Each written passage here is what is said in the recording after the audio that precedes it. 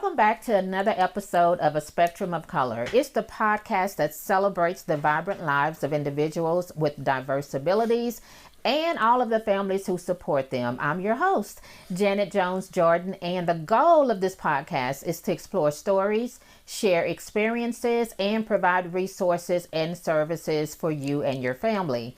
Today, you guys, I am so honored to welcome my friends and partners, Sistahs with Ausome Children. Let me tell you, the ladies that are leading this beautiful organization, they are taking support for autistic families to a new and unique level. Simone and Jess, welcome to both of you. It is such a pleasure having you here with us on today. Thank you. Thanks so much for having us. We're excited to be here. Yes.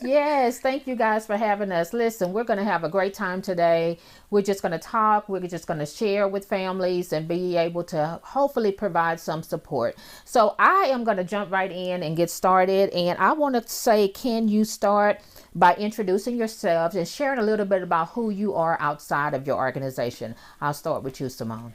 Yes, thanks so much, Janet, again, for allowing us to be here. My name is Simone Smith-Gillette, and I am one of the co-founders of Sistahs with Ausome Children. I am a mom, a wife, and ultimately, I'm just a New York girl just here in the South, living my life. I've been down here for such a long time, so I like to call myself a blend of an apple and a peach. All right. Yes. For myself, I am also a mom, an autism mom, to a beautiful little girl named Gillette. And so I'm just here to be the best person I can for her, the best mom I can be to her. And that's pretty much it. All right, Jess. Hi, thanks again for having me. So my name is Jessica Gardner. I am also from New York. I don't have a child on the spectrum, but I am the proud godmother of Jewel. Sweet little girl. And I am a single mom of two boys. I have a 19-year-old son and a 7-year-old boy. One is in college and one is in first grade. One is driving, the other one is driving me crazy. But Listen, driving nonetheless. Yeah, absolutely. Wow. Well, thank you so much for joining us. I would like to start. Tell me about the story behind Sistahs with Ausome Children, how you got started. Yeah, I guess I'll start. Sure. So when I got the diagnosis for my daughter Jewel, immediately it was a lot. It's a lot to take in, just learning about something just new with your child, right? You don't expect a diagnosis to be paired with your child initially if that's not how they were, brought into this world. So it was new for me. And so when I did get the diagnosis, for me, I was devastated. But the first thing that I wanted to do, obviously, as a parent, I hit the ground running and I wanted to find resources. I was looking for community. And I didn't find that right away. And so, for a long time, I wanted to create a space, but I was a little hesitant because I was still processing the diagnosis myself. I didn't feel like I could lead something like this, again, because it was a lot to take in. But with the encouragement of Jess and my husband and my family, we decided to create Sistahs with Ausome Children. So it started out as a Facebook group. And we're here. It has turned into a nonprofit organization. So it's just been an amazing journey. And ultimately, I wanted to find and create a space that I could look at women that looked like me and understood my journey. And so that's ultimately how we got here. Awesome. Jess, is there anything you'd like to share with that? Absolutely. Like, to her point, when she found out that Jewel was diagnosed with autism, I remember seeing the light in my best friend's eyes kind of go out. I didn't know what to do to support her, how to help. And all this time I thought I was helping. I'm like, girl, my son bad too. He don't listen. And she's just like, sis, you don't get it. Like, what I'm experiencing, like, you'll never truly understand that. So it's like, okay, if I can't help you, we have to find somebody. We have to find, your tribe. So as she said, with the support of her husband and I, we, tried to convince her it's time to kind of look for something. And she did find a support group, but there's something special about being around people that look like you and understand your struggle and understand what you're going through. That made her say, okay, I found something, but that's not going to work. So it was like, okay, well, we're going to create something. So when she started with the Facebook group, it just grew so fast, like organically it grew. And I remember sitting at our first meet and greet. We had maybe about 10 ladies come out. We all met at a Mexican restaurant, and that was the first time that I got to sit around other women who are all experiencing the same thing and hearing the stories that she would tell me. I remember the first time that she told me that she was concerned about outliving her child. And I never fathomed that, never understood it. And I sat there at that table and heard all these women having separate conversations where that same thing came up. And in that moment, it was just like, okay, this is bigger than me. This is bigger than her. There's plenty of moms out there that need this sort of community. So it was like at that moment, whereas I said we have to tap into my own experiences. I've worked in nonprofit for a very long time. So it was like, yeah, we need to turn this into a nonprofit. We need to provide this to the masses. So that's kind of where it stemmed from. And I'm sure, Simone, that for you, having Jess and your husband was so incredibly comforting. Yes. Of course, I understand that journey. It's been a long journey for me, 16 years now, but I understand the importance of having family, and that's one of the things that I often share with families, the importance of having a community, not just your immediate family, because all the time blood don't understand and they don't get it, and you don't always get the support that you need. I remember from one of the first podcasts that we had a mom that was sharing her story and how hard it was to get family to understand. But when you are the way that you all have been able to create a safe space, where people can have that psychological safety when they come, when they interact with people, even on, and I'm a member, of your Facebook group, and just the way that you all cultivate the relationships there and keep things under control. I love that. I absolutely love that. So thank you. I would love to hear about the mission of Sistahs with Ausome Children. Sure. So Sistahs with Ausome Children's mission is to support Black and brown moms, BIPOC moms who have children on the autism spectrum. Our mission is to basically ensure that we create a safe space for these moms to receive resources, find support, and just get the information that they need in order for them to thrive through this journey. We do understand that Black and brown moms historically have been systematically marginalized. Yes, thank you. There is a huge disproportionate ratio of individuals who receive access to resources and things like that. So it was important for us to create a space where we'd be able to provide that for them, in addition to giving them the education and information that they need to be able to advocate for themselves and their children, as well as, again, just curating a special place for them to feel safe, feel seen, and feel heard. Because we all know that every journey is different. Absolutely. It is very, very different. And as a certified diversity practitioner, one of the things that I often stress is the fact that you have to create safe spaces where people feel like I can open up and I can share. Absolutely. And when you are in a room with people, and I don't care what race you are, that don't look like you, that don't speak like you, that may not understand your background, or and again, all the stigmas that are associated with a lot of, diagnoses that are out there, it's a struggle. It's a struggle every day. And so having the support of friends and family and a community, it means the world to people who don't have anybody. I often speak with families and moms who it's just them. Yeah. They don't have relationships with their families, but when you create spaces like this, they find a home, which is so important. And I thank you for that, because I see the stories and people sharing their stories and how they talk about, for the first time, I feel like I'm at home. So you guys are doing incredible, incredible work. So thank you for that. So can you share some of the feedback or some stories? I know there's a lot of them that you can share, maybe some stories of some of the moms that you've supported. Yeah, I think for me, outside of the Facebook group, I get a lot of phone calls, a lot of referrals, a lot of people just text and call me for just support. And I think that is the biggest thing that I feel that is most rewarding in this community is that I'm able to provide a space and just a moment for them to be able to have someone that they can relate to. And so we get a lot of people that are just like, as you said, very appreciative of the community that we've created.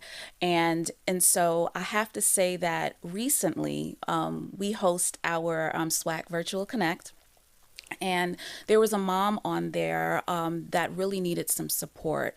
And she was going through a very heavy time. And I won't share all of the details because that is a space just for her. But I will say she was going through a very difficult time, with her personal life, trying to process the diagnosis, and her whole world just shifted.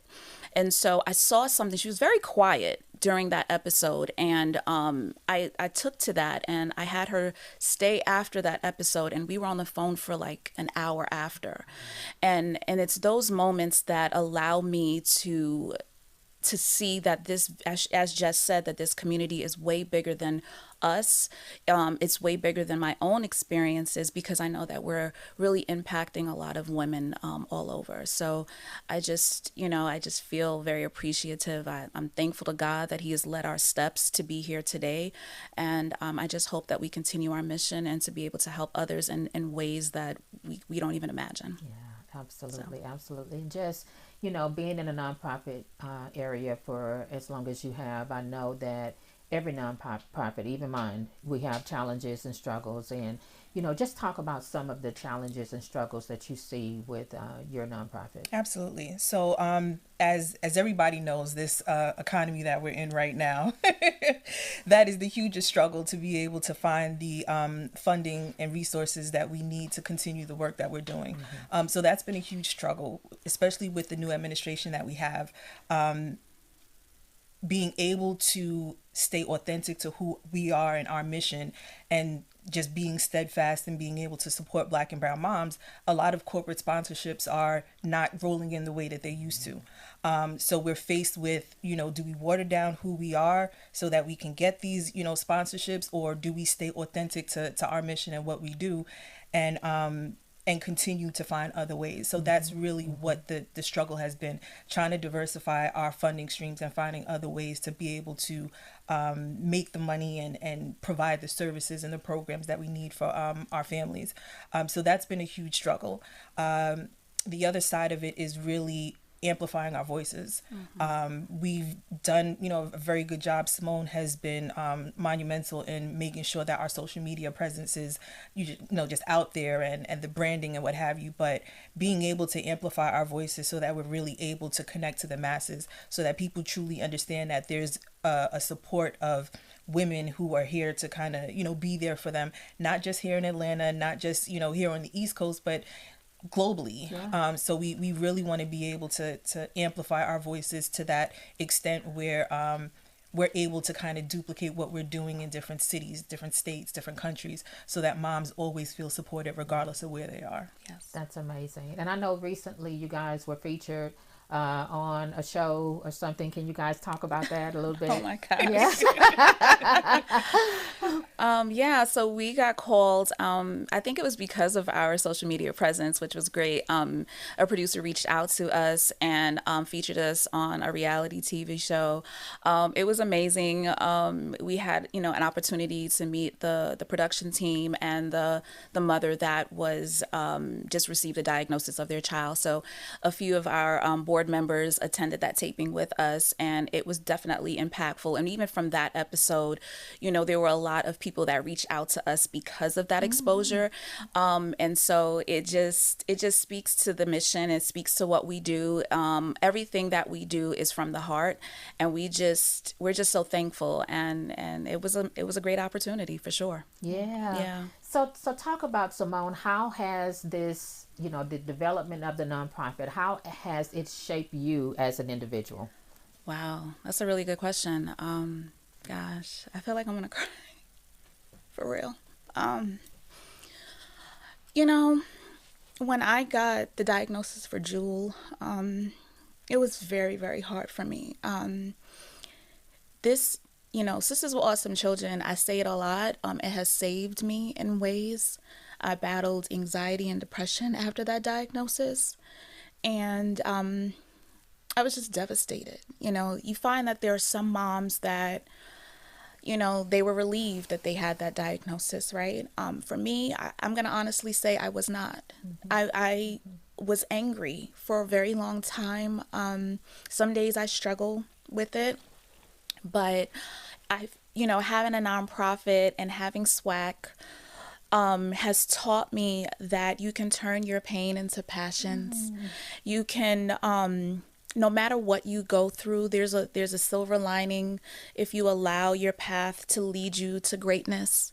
And so this has taught me to be very resilient, to be proud, to not be ashamed of a diagnosis, because, as Black people, we do not like the stigma of our child being labeled. And for me, I embrace it. I am very vocal with my daughter about who she is. I had a conversation this morning with her, and I told her, look, you're autistic, but that's okay. And you're beautiful and you're great. And we'll talk about her response to that another time. But I stand very tall in what we do. And Sisters with Awesome Children has truly been a blessing that I didn't even realize would be in my life. And so I'm thankful for that. And a blessing indeed. Yes, okay, let me get myself together. I'm sorry. It's all right. Listen, on a lighter note. Yes. You guys have an amazing retreat coming up. Yes. I'm going. I know that's right. And I'm ready. I so need it.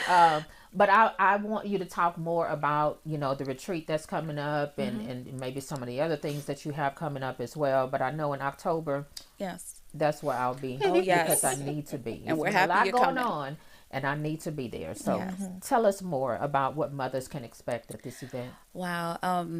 The retreat is going to be a safe haven. It's going to be a space where you can expect sisterhood, community in a way that you wouldn't even imagine. And the way that we curate this event, it's very, very specific to the needs of our moms. We make sure that we are very detailed. Jess and I are very, very detailed when it comes to making sure that we curate an event that is very heartfelt. And we just can't wait. I can't share too much because I don't want to ruin it for you. No. But it is a space of sisterhood. You're going to walk away with sisters that you never thought you had. Jess can kind of speak more. She is the event planner, so she can give you a little bit more detail on some of the activities we have planned, but it's a wonderful experience and you're going to have fun.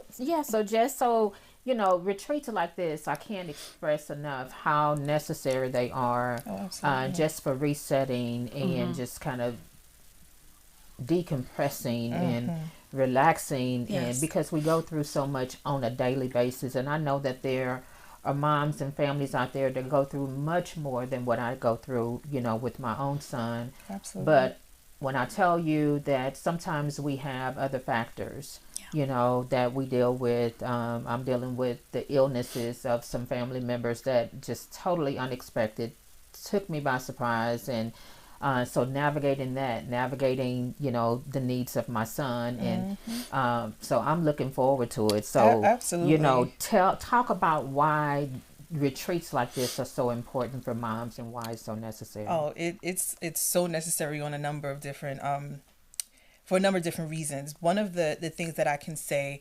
from our last retreat, I had the opportunity to sit in a room of about 16 moms who all have children that are on the spectrum. I, again, was the only mom in the room who didn't. And I was also the only woman in the room who wasn't married. Everyone in the room were married women. So the conversations quickly shifted from, conversations about their children. And now it went to, okay, well, how's our marriages? What's happening, during our marriage? So just being able to, again, sit down with women who look like you, who understand your journey and things like that, they were able to connect on a total different level now. Now they're able to talk about things that they necessarily couldn't talk to with their, their friends at home and stuff like that, because they just don't get it. Yep. So now you're in a space where not only are you able to kind of let your hair down and relax, but you around people that truly understand your journey. So now you're able to connect on a total different level. And from the planner side of it, we ensure that we make every effort to intentionally pay attention to the small details for the event. So when you think it's just a coincidence that you guys are all sitting down at the same time, just know that was curated so that you guys had that special time to just sit back and connect. You have your time to reflect. You have your time to just really pour into yourselves. We have special guests that come in to really help us pour into you, so that when you do leave, you feel fulfilled and you feel relieved, you feel refreshed, you feel rejuvenated. So it's important because we do so much on a day-to-day basis. So having these sort of retreats that allow you to just reset, refresh, replenish is completely necessary, so that you can show up the best version of yourselves for your children, for your families, and things like that. So we are super excited. Again, we don't want to give out too many details, but just know it will be a great time. Yay. In addition to just being able to relax, you're gonna have a great time. You're gonna eat well too. Yes. You will eat well too. I am so excited. So to my family, that's where I'll be. Beyond the retreat, are there any other events or initiatives that you guys have coming up that you would like to share? I know you guys been so busy this year and every year, but if there's anything else you'd like to share, this is certainly the opportunity to do that. Yes. So we are always, again, as I stated earlier, the goal is to amplify our voices as much as possible. So we're always in the community. We have a program that we have resource backpacks where we go out into the community and provide newly diagnosed families with resources.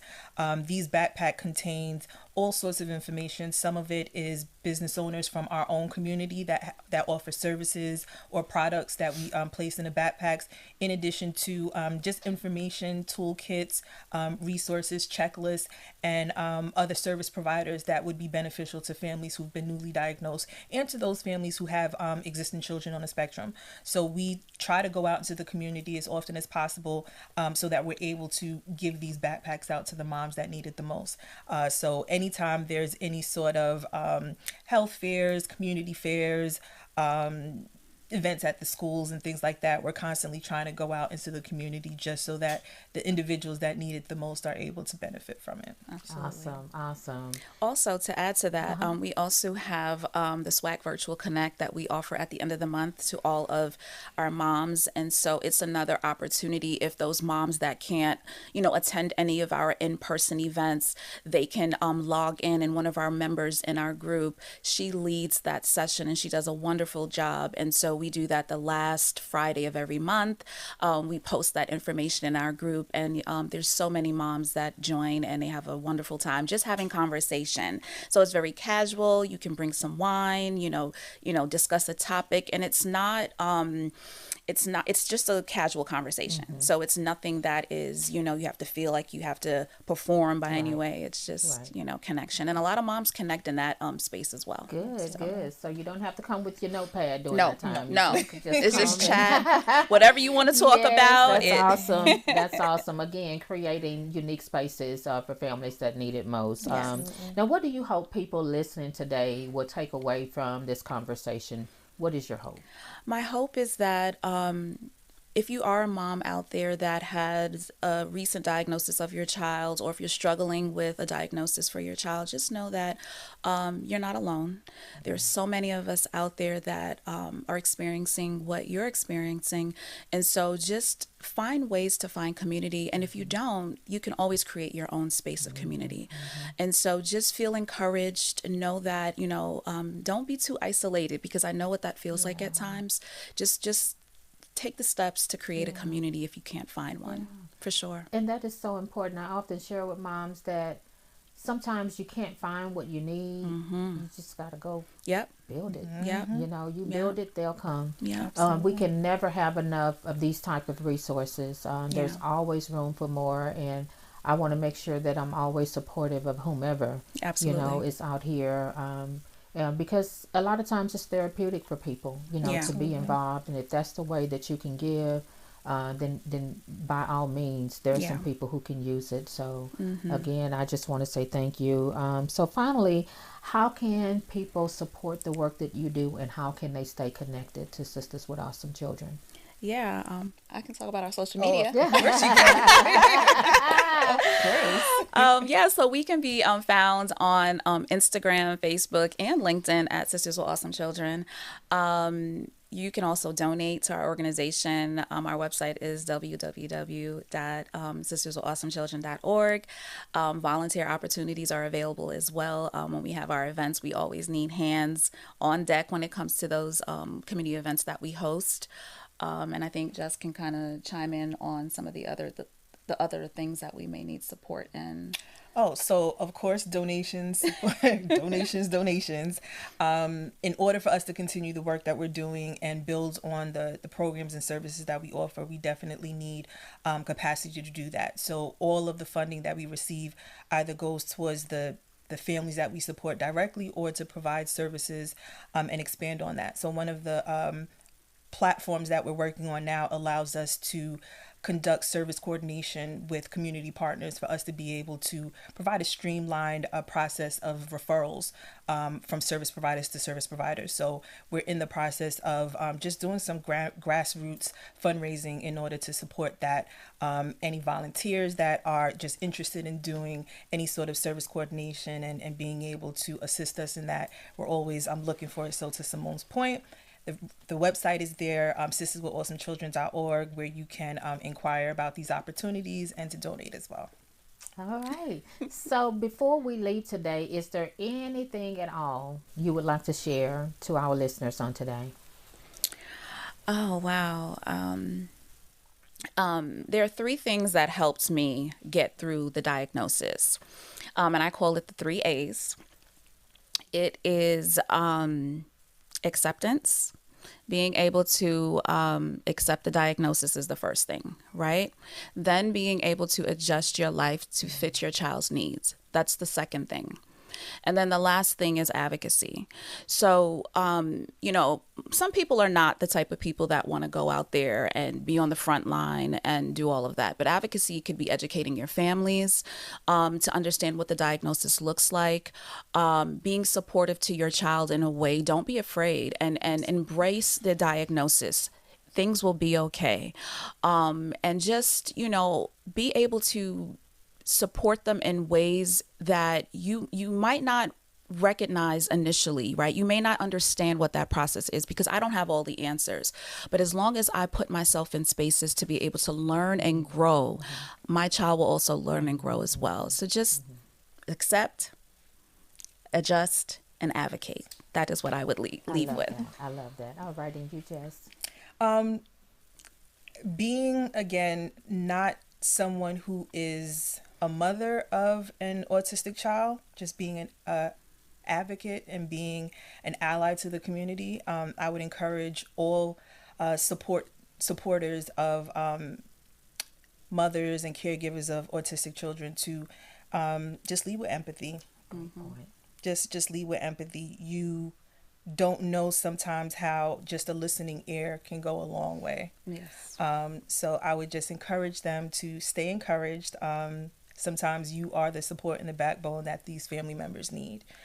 So I would just encourage them to support as much as they could, because sometimes it's necessary and you don't know how your presence can actually help those around you. So Wonderful, wonderful. I just want to say how proud I am of the two of you. I'm proud of the fact that you have taken a step that others are afraid to take. Yeah. You've taken on challenges that you never expected to take. And you're doing it with a smile on your face and with resilience and with empathy and with love and with a caring heart. And it means so much. It means a lot to me. And I just want to say how proud I am to know you all and to be able to support you in whatever way that I possibly can. So thank you so much You're for being welcome. our guest on today. We're so excited, and we want to be able to support you however we can. Thank you. Thank Thank you. you. Same here. We Yes. appreciate you as well, Janet. Absolutely. Definitely want to give you your flowers, just so you know that I look at you as the godmother of this community. I think I told Chanel that. You're amazing also, and we're just happy to be here in this space. And like you said, anything you need, we're here as well. So Thank you so much. You're Thank welcome. you. Thank you. Well, as we come to a close, I would like to say thank you, Simone, and thank you, Jess, so much for being here on today. You guys are leading with critical support for Black and brown moms and families of children with autism. So thank you, thank you, thank you. So for you out there, make sure you follow, connect, and support Sistahs with Ausome Children. And thank you to our podcast audience for joining the Spectrum of Color podcast once again, for it has truly been a blessing having you with us here on today. So we would encourage you that you've been listening to a Spectrum of Color podcast. And I will end with this. If you can't be anything else, be intentional in your words, in your thoughts, in your deeds, and remember to always be kind and to be inclusive. And if you like this podcast, please hit that subscribe button so that you will be notified of our upcoming episodes, or visit our website at calculatedpathways.org, or follow us on social media at Calculated Pathways. Thank you again for joining us, and until next time, have a blessed week.